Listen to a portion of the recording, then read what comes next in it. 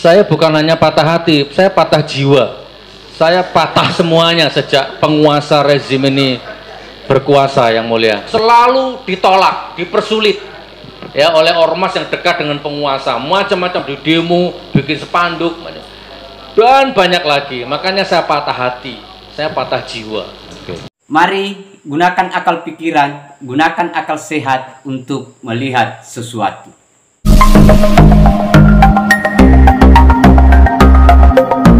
Assalamualaikum warahmatullahi wabarakatuh. Salam sejahtera untuk kita semua. Salam demokrasi dan salam pluralisme. Oke, jumpa lagi sahabat-sahabat di Rahmat Channel.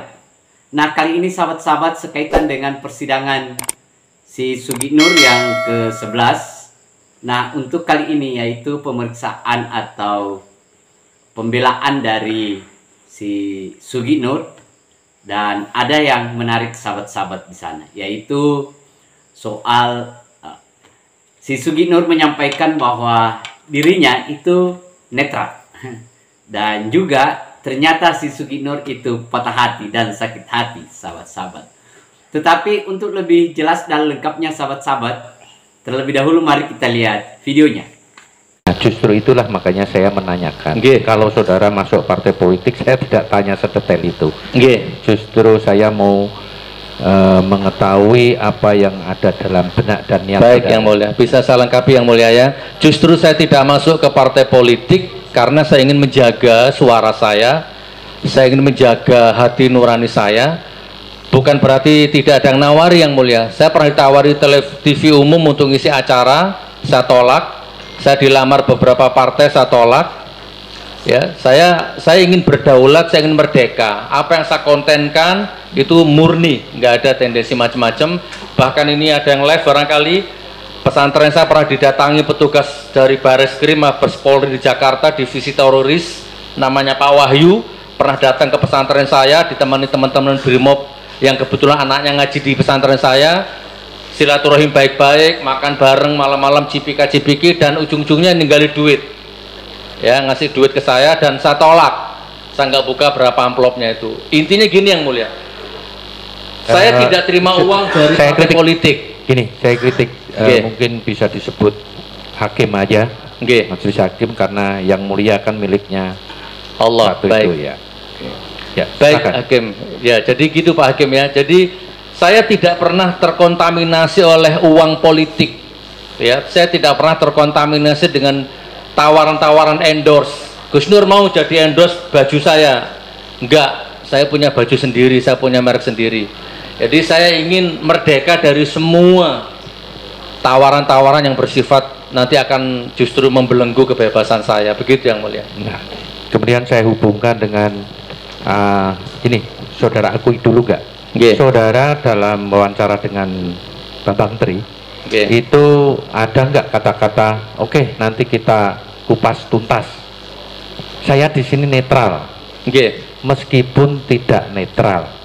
Nah, itu kalau dengan yang saudara jelaskan tadi kan bertolak belakang. Netral meskipun saya tidak netral. Nah, itu bagaimana? Itu ya, dalam dunia wawancara biasa terjadi kata-kata seperti itu, dan itu terjadi sebelum mubahalah ya, Hakim ya. Jadi saya netral dalam momentum tertentu, saya netral Pak Hakim ya. Nah, tetapi dalam momentum yang lain kadang-kadang memang saya agak membenarkan omongannya Bambang Tri, kan begitu ya, karena memang muncul karena alam bawah sadar, dia oposisi, saya oposisi, itu kan. Mungkin begitu, Yang Mulia, penjelasan saya. Jadi di sini kan saudara katakan, saya berusaha netral, walaupun saya nggak bisa netral, saya tetap patah hati dan percaya dengan apa yang saudara omongkan. Itu, betul. Oh ya, betul. Itu patah hatinya bagaimana? Saya bukan hanya patah hati, saya patah jiwa.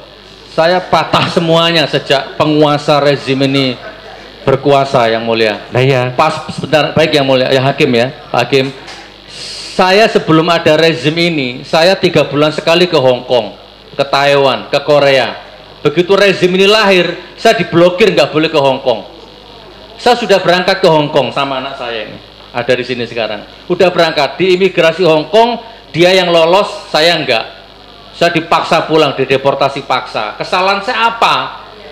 nggak ada salahnya. Nah sejak itu saya paspor dicabut, ya intinya itu yang saya alami. Jadi patah hati saudara di situ. Ya banyak, saya sempurnakan yang mulia, yang Pak Hakim ya. Jadi saya beli tanah di Malang, Turen, saya beli lagi tanah di mana? Di Lombok, saya beli tanah. Saya lupa ada 4 titik kalau tidak salah saya beli tanah mau saya bangun pesantren, selalu ditolak, dipersulit ya oleh ormas yang dekat dengan penguasa, macam-macam, di demo, bikin spanduk dan banyak lagi. Makanya saya patah hati, saya patah jiwa. Oke, sahabat-sahabat, kita sudah lihat videonya ya, bagaimana si Sugiknur menjelaskan netral, kemudian sakit hati, kemudian patah hati lah. Nah, saya mencoba mau melihat dari yang pertama, sahabat-sahabat, soal ternyata si Sugiknur ini sakit hati dan patah hati. Artinya, dia menganggap bahwa kenapa si Sugiknur patah hati, karena itu tadi alasannya banyak pernah ada tanah yang dia beli, kemudian itu dihalangi dengan salah satu ormas katanya yang dekat dengan pemerintah. Nah, itu sahabat-sahabat. Artinya apa? Bahwa si Sugiknur ini, saya tidak tahu ya, kayak koslet saja. Karena organisasi yang melarang dia kok Jokowi yang disalahkan hanya karena merasa bahwa organisasi tersebut dekat dengan pemerintah. Ada apa gerangannya kan begitu. Nah kemudian saya akan mencoba mengaitkan dengan pernyataan si Sugiknur soal latar belakangnya, melatar belakangi sakit hatinya dia dengan kata netral itu tadi. Nah, kalau berangkat dari situ, berarti itu artinya si Sugiknur bukan dalam posisi netral, karena di latar belakangi atau backgroundnya itu sudah diawali dengan sakit hati. Kan begitu sahabat-sahabat. Berarti apa yang dia lakukan itu nawaitunya atau niatnya itu diawali dari situ. Sehingga memang kalau dia diawali dari situ berarti memang itu mencari celah namanya. Sehingga dalam posisi netral itu sangat salah dan sangat keliru.